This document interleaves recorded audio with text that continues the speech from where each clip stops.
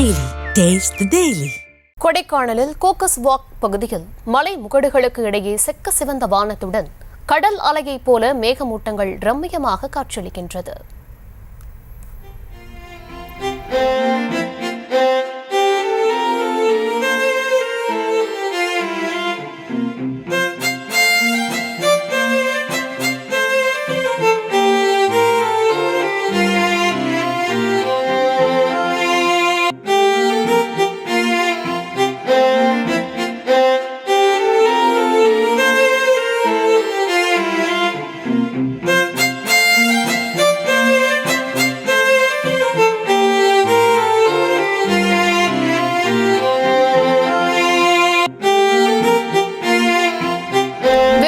தர இருக்கிறார் செய்தியாளர் குறிஞ்சிவேல் விவரங்களை வழங்கலாம்.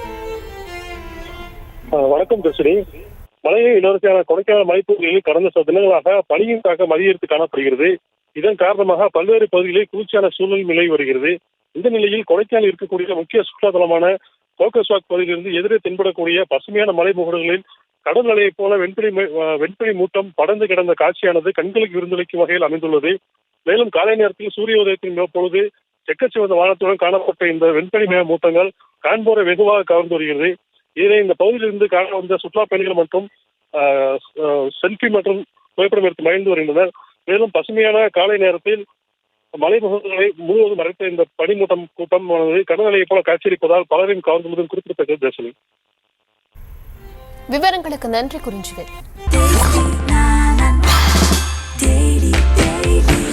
Taste the Daily. Taste the Daily.